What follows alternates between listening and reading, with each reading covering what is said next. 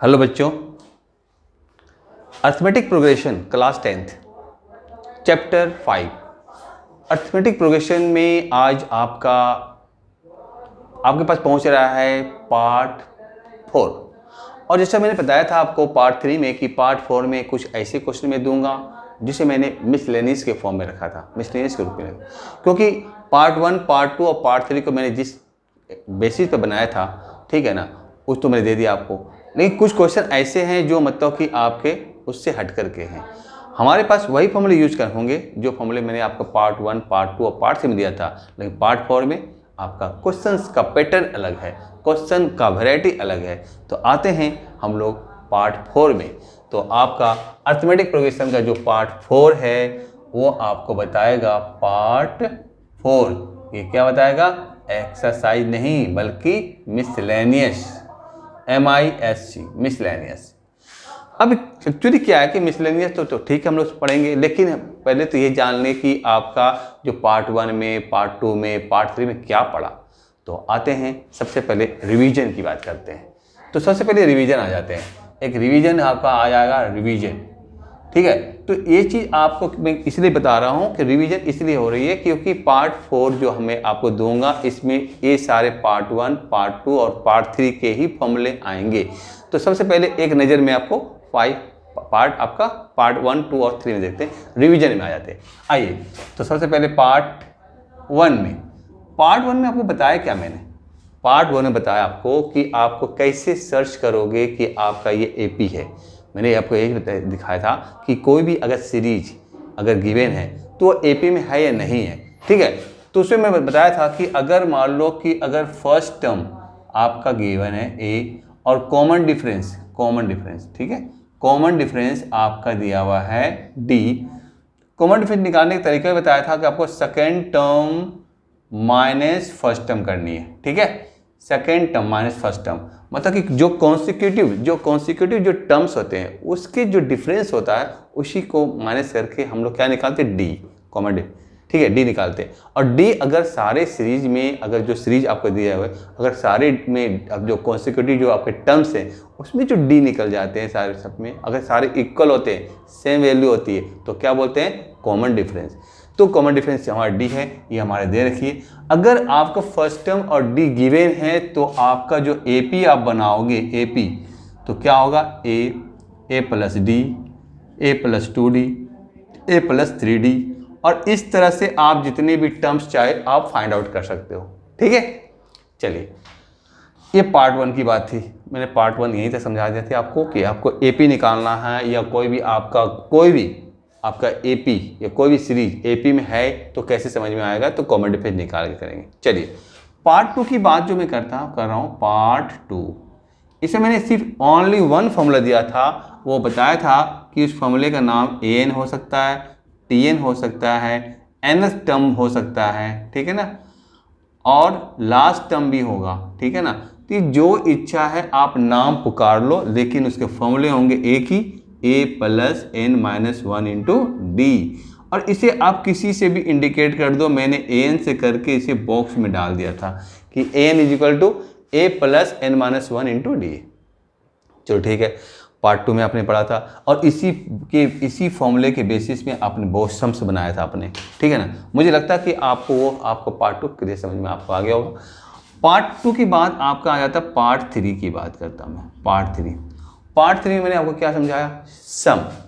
सम मतलब कि जो आपके सीरीज गिवन है, जो आपका एपी गिवन है, उनका योग, उनको जोड़ना है, ऐड करना है।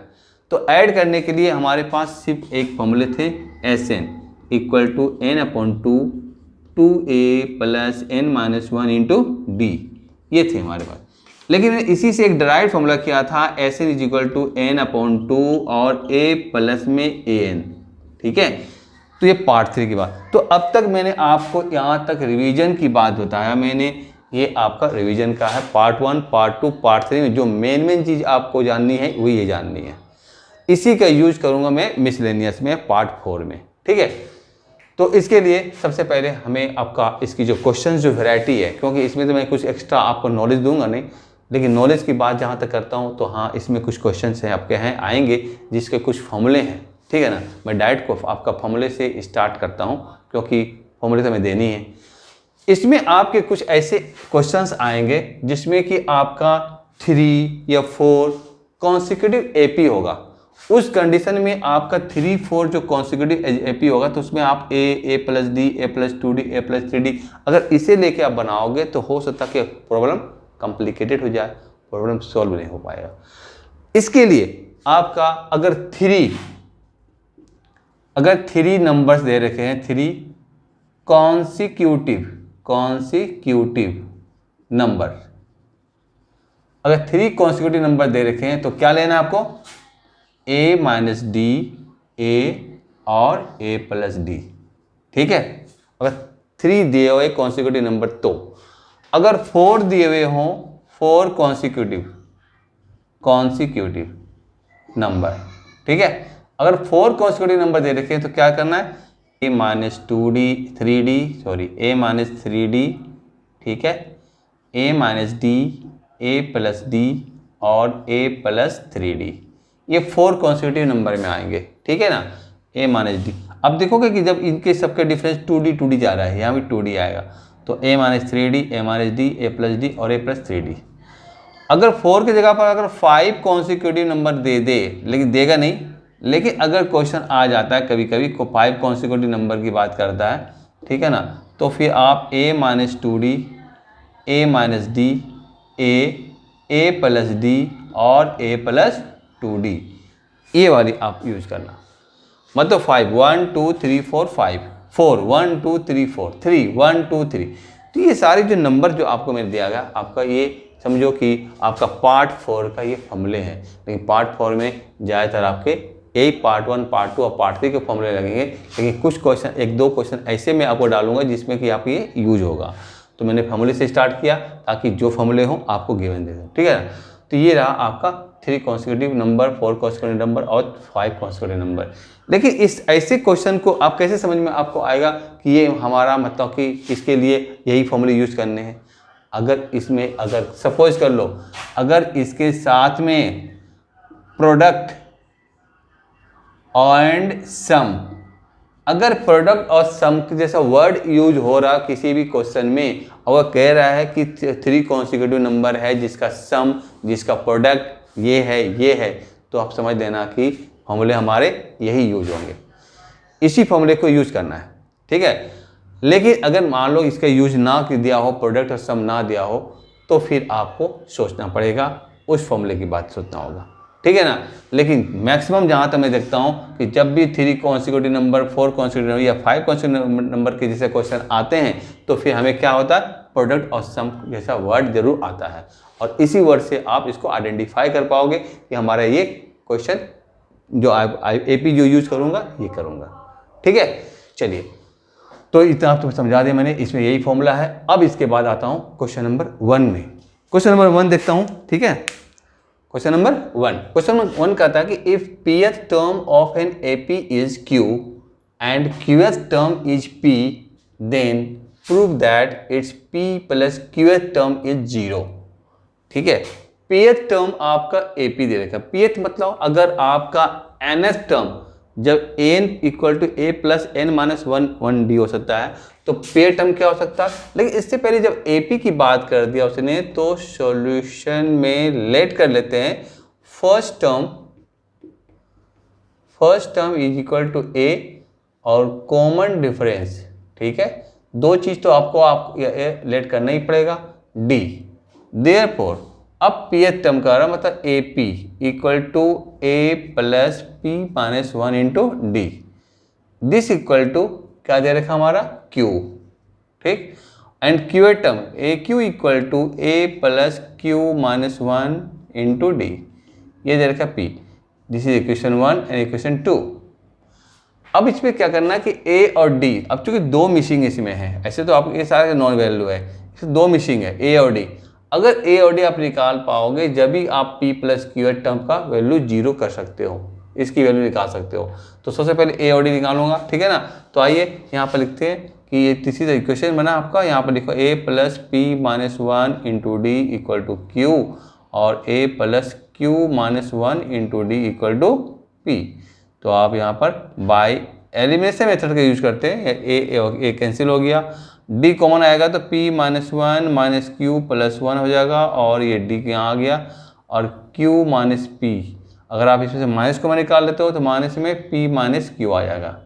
ठीक है, अब इसमें वन और वन कैंसिल हो गया तो p माइनस क्यू, और आपके पास d इक्वल टू है माइनस पी माइनस क्यू, तो d इक्वल टू क्या हो गया minus P minus Q upon में p माइनस क्यू, ये दोनों कैंसिल हो गए तो माइनस वन, तो d की वैल्यू आ गई कितना माइनस वन। ये जब d की वैल्यू माइनस वन निकल गया तो फिर d की वैल्यू पुट कर दो इक्वेशन 1 में या 2 में और a की निकाल लो। ठीक है ना, तो आप लिख दो फ्रॉम 1 या putting the value of 1, putting the value of 1 in equation with the value of sorry d in equation 1 में पुट कर रहा हूँ मैं। अब यहाँ पर देखो, यहाँ पर d की वैल्यू कर ली तो आपका a प्लस में p minus one into minus one equal to q, और a प्लस माइनस माइनस हो गया p और plus one equal to q, तो a इक्वल टू क्या हो गया p plus q minus one. तो a की वैल्यू निकाल दिया आपने इतना और d की वैल्यू निकल गया इतना। अब जब a और d निकल गया, नाउ आपसे क्या पूछा जा रहा है p प्लस क्यू टर्म क्या होगा, तो a लिखिए p plus q term equal to a plus p plus q minus one into d. ठीक है, अब यहाँ पर a की वैल्यू आपको दे रखा है, यहाँ लिख दीजिए p plus q minus one plus, अब इसकी वैल्यू जो है आपका p प्लस क्यू ना, d तो निकाल रखा आपने p plus q minus one, d कितना निकाल रखा आपने माइनस वन। अब वैल्यू पुट करो आप p plus q minus one plus minus minus हो गया p minus Q plus one, तो आप क्या देखो 1 और 1 कैंसिल हो गया, p और p कैंसिल हो गया, q और q कैंसिल हो गया, तो जब हमारा सारा कैंसिल हो तो जीरो कितना आ गया 0। तो यही आपसे बोला जा रहा कि p प्लस क्यू एच टर्म इक्वल टू 0, तो क्या हो गया आपका ये प्रूव्ड। तो ऐसे क्वेश्चन बनते हैं, तो ऐसे क्वेश्चन के लिए आपके स्पेशल क्वेश्चन के लिए स्पेशल आपका पार्ट होना चाहिए, अलग से वीडियो होनी चाहिए जिससे कि आपको अलग से समझाया जाए। तो जहाँ तक मुझे लगता है ये क्वेश्चन आपको समझ में आ गया हो, क्रिटिकल लग रहा है लेकिन क्रिटिकल नहीं है। ठीक है ना, चलिए इसके बाद नेक्स्ट क्वेश्चन नंबर 2 पर देखते हैं फोकस, कुछ हट करके कुछ नया टाइप का। ठीक है, देखते हैं क्वेश्चन नंबर 2 में क्या कहता है। क्वेश्चन नंबर 2 है आपका if 10 times the 10th term of an AP, बस जैसे ही AP आ गया तो first term and common reference, जैसे ही AP आ गया तो आपका मन लेट कर लिया। अब यहाँ क्वेश्चन करते हैं the 10 times the 10th term, 10 times 10 the 10th term of an AP is equal to 15 times the 15th term, 15 times the 15th term, मतलब कि आपका A15 ये दोनों इक्वल है। तो टू प्रूव क्या करना आपको, टू प्रूव 25th टर्म, मतलब A25 इक्वल टू 0 आएगा, A25 इक्वल टू 0। अब जैसे जैसे क्वेश्चन उसने कहा वैसे से मैंने आपका डाटा लिख दिया। अब यहाँ पर देखो A10 का मतलब क्या होता है 10 मल्टीप्लाई A10 का मतलब होता है A plus 9D, 15 multiply A plus 14D, और तब आपका यहाँ से 10A plus 90D 15A plus 54 जा 60 21D, और इसके बाद आप A वाले के एक तरफ ले आओ 10A minus 15A 210D minus 90D minus 5A is equal to 10 0 11 2 1D, और A is equal to 120D आपको 5।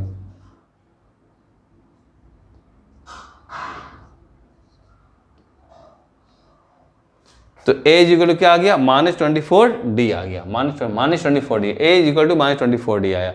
अगर A -24D इधर ले आते हो आप A plus 24D equal to 0 आ जाता है, तो आप भी बताओ a + 24d कब आएगा, जब आपका 15 टर्म में a + 14d था, 10 टर्म में a + 9d था, तो a + 14d कितना होता है 25 टर्म, a 25 = 0, और यही हो गया आपको प्रूव्ड। तो ऐसे क्वेश्चन आते हैं, तो ऐसे क्वेश्चन को आपको ध्यान से देखना पड़ेगा कि क्वेश्चन कहना क्या चाह रहा है, क्या है ना।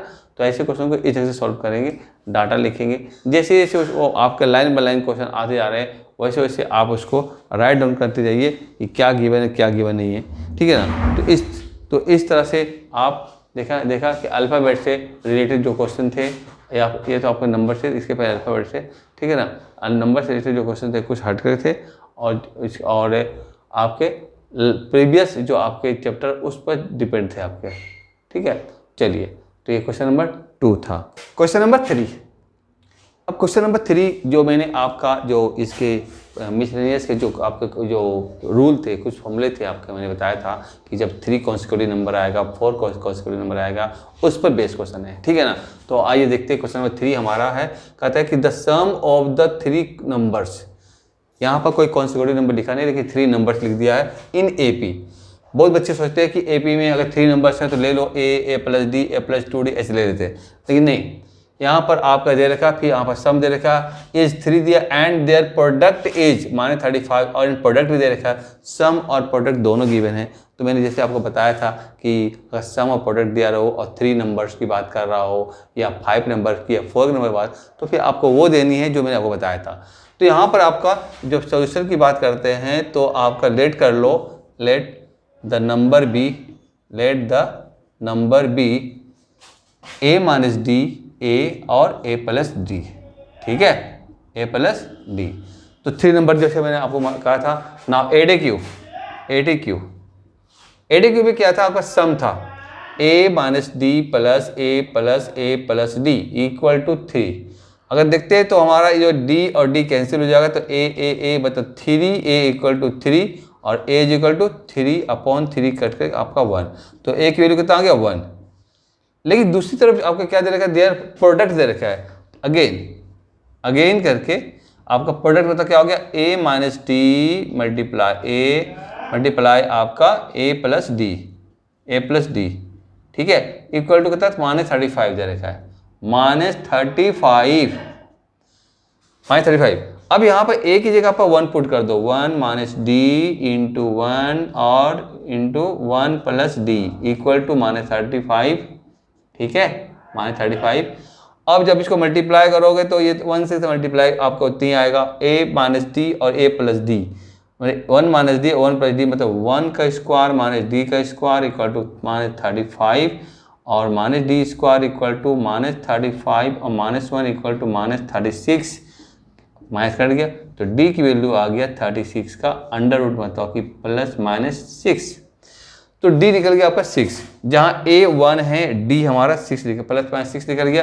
देन नंबर्स, अब नंबर्स की बात कर रहे हैं, नंबर्स क्या निकलेगा, पहला तो फर्स्ट 1 है, फिर +3 करो, 6 करो, तो आप नहीं सॉरी, पहला तो आपका 1 आ गया ना, तो हाँ a - d निकालो, तो 1 - 6 इक्वल टू -5 आ गया, यहाँ पर 1 आ गया, और 1 + 6 इक्वल टू 7 आ गया, तो -5, 1 और 7 हो गया, ये फर्स्ट नंबर हो गया, -5, 1 और 7।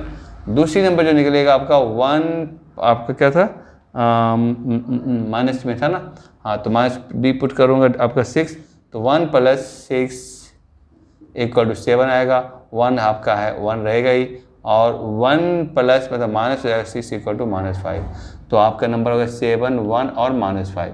तो इस तरह से आप देख रहे हो कि जिस तरह से हमारा इसका नंबर का जो एक्सचेंज हो जा रहा है आपका, फ्रॉम लेफ्ट टू राइट से राइट टू लेफ्ट बन जा रहा है, तो क्या है आपका इस तरह से 2 हमारे नंबर निकले हैं, एक -5, 1 और 7, दूसरा 7, 1 और -5।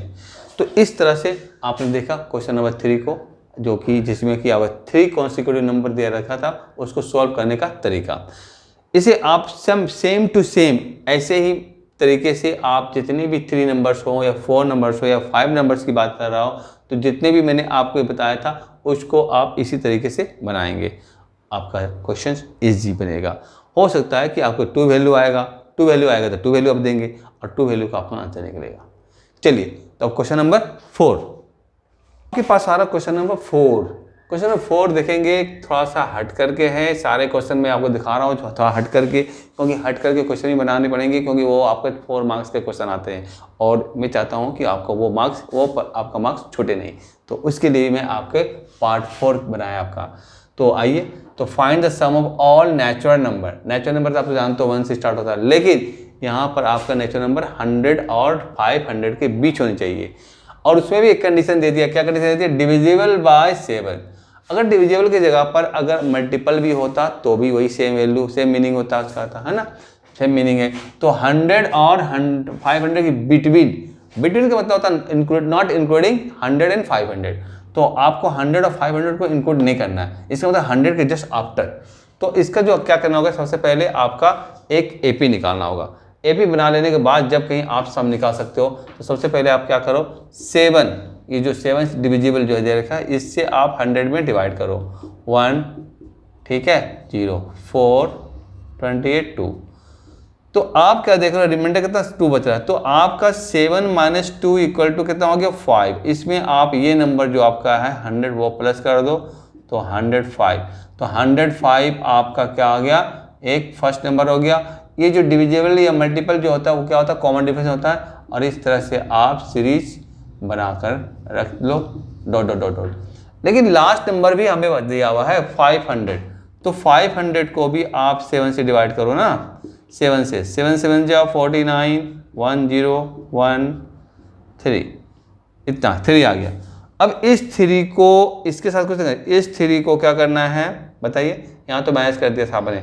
इस 3 को डायरेक्ट 500 में माइनस कर लेना, 5 में माइनस कर लो तो आपका 497 आ जाएगा। कितना आ गया, 497। ये 497 आपका 500 के लास्ट में आपका बिलो है, 500 छोटी है, 497 जो कि 7 से डिविजिबल है। तो आपका 497 लिख दो यहाँ पर, ठीक है। तो यहाँ आप क्या देख रहे हो कि फर्स्ट टर्म पता है, कॉमन डिफरेंस मालूम हो जाएगा और an मालूम हो जाएगा। इससे आपको क्या निकाल सकते हो, इससे आप निकालोगे n की वैल्यू। तो आइए यहाँ देखते हैं, a = 105, d = 112 - 105 = 7 और आपका an = 497। तो आप वी नो दैट, आप देखो पार्ट 2 का फॉर्मूला याद करो, we know that an = a + n - 1 × d। n दे रखा 497 = a की वैल्यू 105 + n पता करना है आपको, d की वैल्यू 7 दे रखा है। इसको अगर स्पीड से बनाना चाहते हो तो स्पीड से बना सकते हो। तो कैसे करते हैं, 497 से 105 को माइनस कर दो, क्योंकि ये प्लस इधर जाकर माइनस आएगा, अपॉन में 7 क्योंकि मल्टीप्लाई डिवाइड होगा, = n - 1। अब यहाँ पर आप इसको करो, 7 से 5 का 2, 9 का 9 हो गया और ये 3/7 n - 1 और 7 से काट दो, 7 5 जा 7 6 जा, तो n - 1 = 56, n = 57। तो 57 क्या आ गया आपका n निकला। लेकिन जहाँ ये एक पार्ट लो, यहाँ 2 पार्ट लो, तो तीसरा पार्ट क्या पूछ रहा है, सम Sn। तो Sn = n/2 आपका a + an ले लेते हैं, a + an क्योंकि n दे रखा है। n की वैल्यू थी 57/2, सही है। a की वैल्यू दे रखा है आपका 105 प्लस an कितना दे 497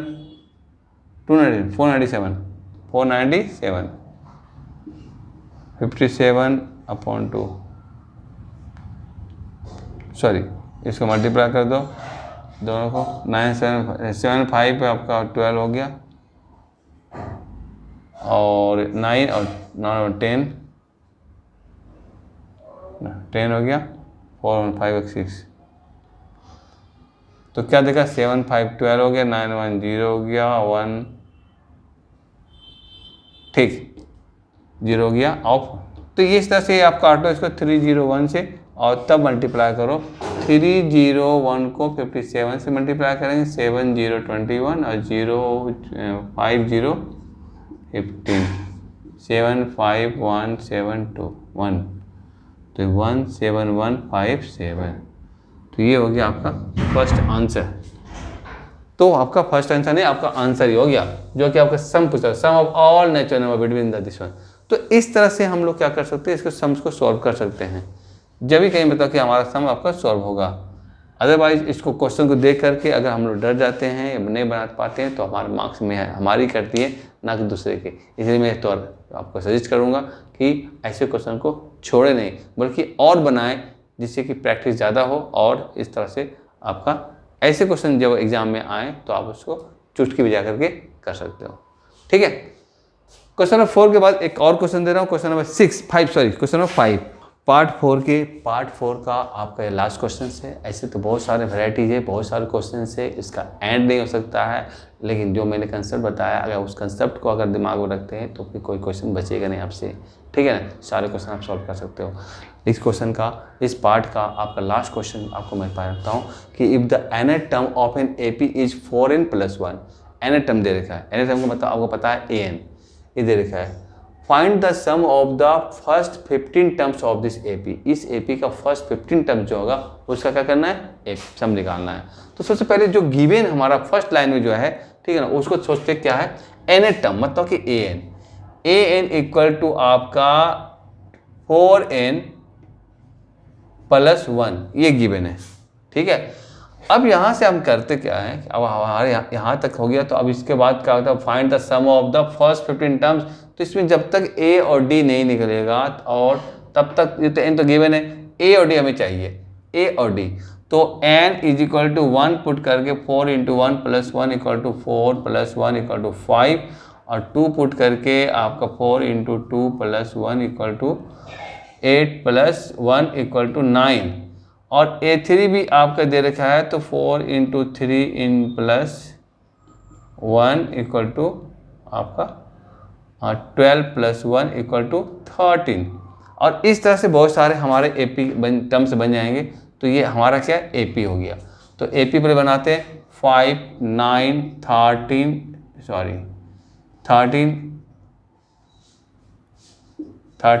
डॉट चलते रहेगा। अब इसमें से आपका क्या पूछा जा रहा है, सम पूछ रहे हैं। तो ये तो फाइंड फर्स्ट 15 टर्म्स, उसका सम पूछ रहा है। तो एस 15 इक्वल टू होता है 15/2 2a plus 15 minus 1 into D, 15/2 2a plus 14d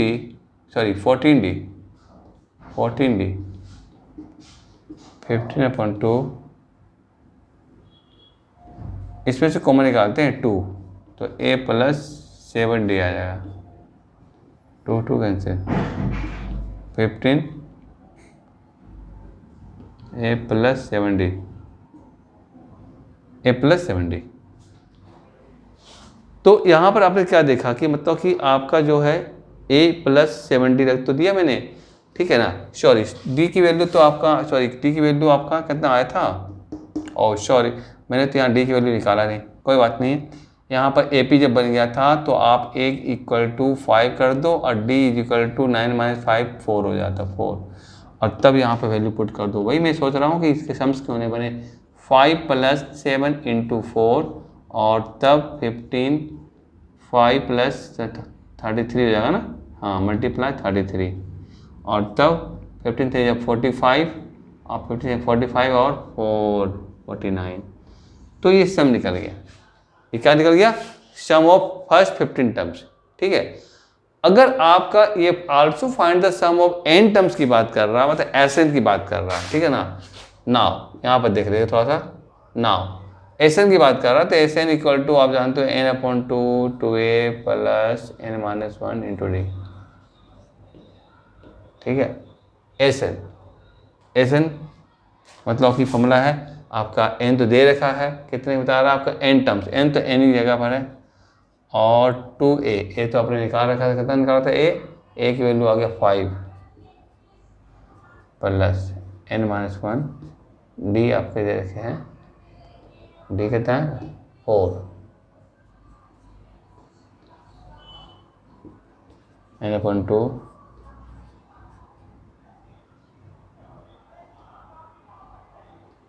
10 plus, अब n - 1 इंटू 4 दे रखे हैं ना, 4 से मल्टीप्लाई, 4n - 4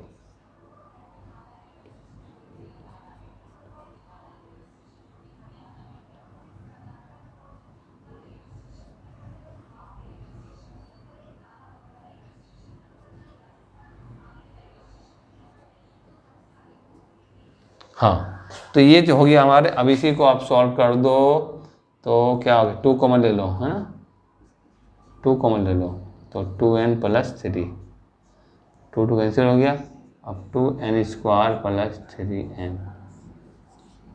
तो ये Sn निकल गया हमारा, जो n टर्म्स का जो Sn था वो इस फॉर्म में निकल गया, 2n स्क्वायर प्लस 3n। तो जहाँ हमारा आपका AP जो दिया था n के फॉर्म में दिया था, वहाँ से हमने क्या निकाला, आपका first term, second term, third term, मतलब इस तरह AP बनाया।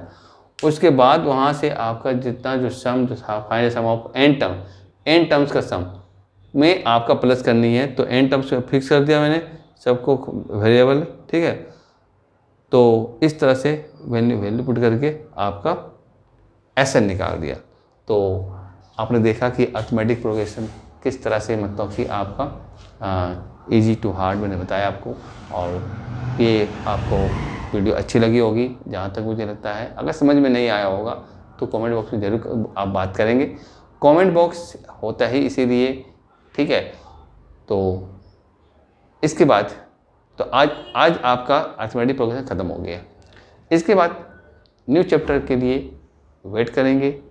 आज इतना ही, थैंक यू।